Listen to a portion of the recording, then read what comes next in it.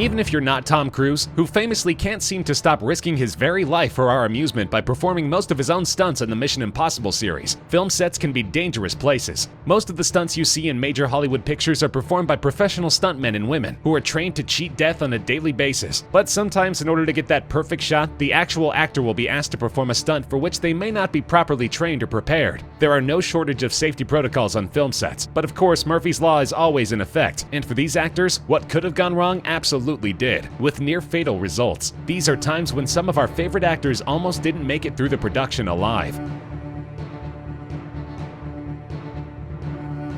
The Hunger Games series is one of the most popular this side of Harry Potter to be adapted from a successful YA novel series, with the 4 films grossing nearly $750 million worldwide and making an international superstar out of lead actress Jennifer Lawrence. Set in a dystopian future in which an iron-fisted government forces pledges from each district to fight to the death in the titular yearly competition as punishment for a past rebellion, the series follows Lawrence's Katniss Everdeen as she rises from anonymous teenager to the leader of a revolution. The films reach their climax with 2015's The Hunger Games Mockingjay Part 2, and it was a scene during which Katniss leads a band of rebels through a long tunnel which almost cost Lawrence her life. The scene called for the tunnel to begin filling up with smoke, and fog machines were employed to achieve the desired effect. But in a bizarre stroke of bad luck, one of the machines malfunctioned and began spewing out actual thick smoke into the enclosed space. Lawrence and her fellow cast members were nearly instantly incapacitated and were unable to find their way out. Panicked crew members could only locate them by the sounds of their gagging and coughing, but fortunately were able to drag them all to safety. Lawrence was shaken up by the experience, but made a speedy recovery and returned to filming. As one assistant director noted, she's pretty tough.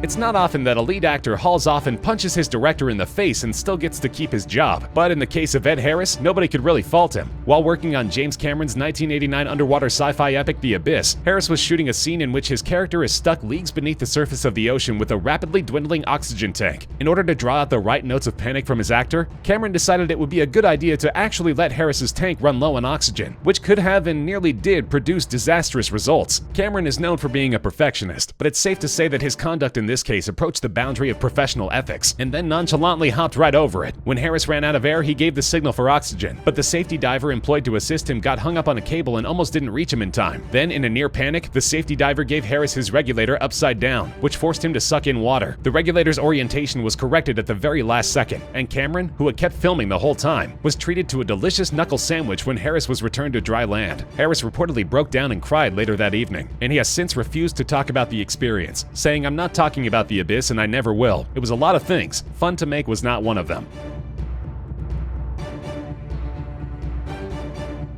2013's The Lone Ranger starring Armie Hammer and Johnny Depp was one of the most gigantic whiffs in a recent history full of them for Disney. The retelling of the fabled Masked Man's story failed to find any connection with audiences, and by some estimates amounted to a nearly $200 million loss for the House of Mouse. It was one of the most inessential films of its year, but it had almost had the dubious distinction of ending the life of Depp, who appeared in heavy and ridiculous makeup as the Ranger's sidekick Tonto. The near disaster occurred during a routine scene, as the pair were to be shot riding their horses at a gallop across the plains. Depp's horse, named Scout, became a little too enthusiastic in his duties, and while going at a full gallop, Depp's saddle slipped off to the side. After being dragged for 25 yards, Depp would later say that he made a split-second decision which may have saved his life. "I saw everything very clearly, which was the horse's muscular front legs moving at dangerous speed," he said. "I was still holding on to the mane like an idiot trying to get back up, and at a certain point you have to make a decision. Do I go down and hit the deck on my own, or do I wait for the hoof to split my face in two? So I decided to go down on my own, and then, incredibly, the horse lifted its front legs and he missed me." While Depp would quip that he thought maybe the horse had it in for him, he chalked the incident up to user error, and added that Scout was a good horse whom he was considering buying at the production's end.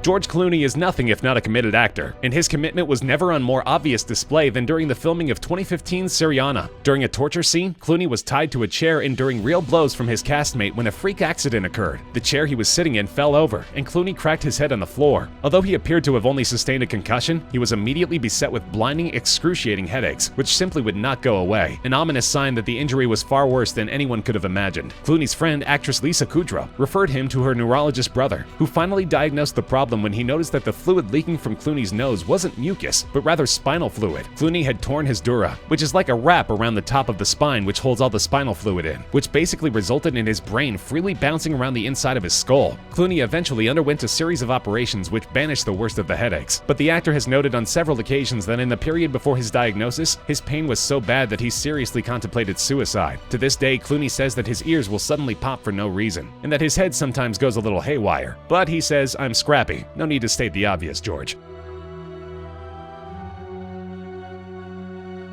2013's Now You See Me follows the exploits of a gang of illusionists who use their skills to pull off a series of daring bank heists. But there was nothing particularly daring about the scene which almost killed actress Isla Fisher. In the scene, Fisher's character is bound by chains in a tank full of water. She must somehow shed her chains and escape the tank, a trick of the sort magicians have been performing since the days of Houdini. The script called for the character to encounter unexpected trouble, becoming entangled in the chains, and begin frantically banging on the sides of the tank, which is exactly what Fisher did, only she wasn't acting. Of course, the crew simply thought she was delivering an amazing performance, and nobody came to her aid. Amazingly, Fisher was able to do exactly what the script called for. Somehow, she got free of the chains and was able to extricate herself from the tank. The fact that she was really in mortal danger certainly added a few extra notes of authenticity to her performance, which actually made it into the finished film. But if you were to ask her, it's doubtful that Fisher would recommend a near-death experience as a method acting tool.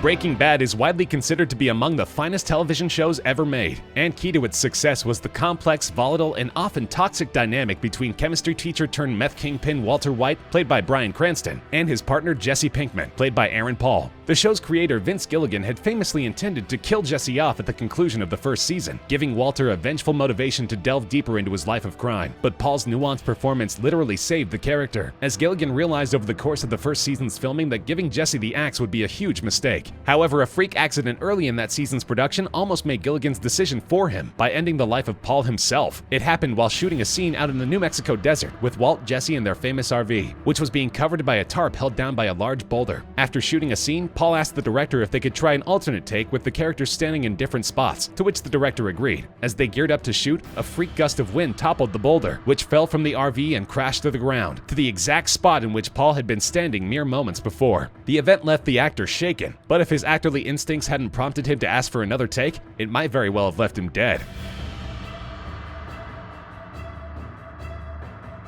The Back to the Future film series is one of the most beloved in history, and it further boosted the career of lead actor Michael J. Fox, who was already a household name thanks to his role as straight-laced older son Alex P. Keaton on the NBC sitcom Family Ties. In the third film, Marty and Doc Brown find themselves in the Old West of 1885, and in a climactic scene, Marty is facing some frontier justice at the end of a rope. Doc Brown shows up to save the day, but in reality, it wasn't Marty who needed saving, but Fox himself. During the seventh take of the hanging scene, something went wrong, and the noose tightened up in a way it was never intended to. Crew members had already done away with the box which Fox had previously been using to support himself, and the actor found himself being hanged for real, dangling for nearly 30 seconds and almost passing out before anyone realized anything was wrong. Thankfully, the crew were able to rescue him in time, and Fox suffered no ill effects from the incident, other than presumably a lifelong fear of ropes.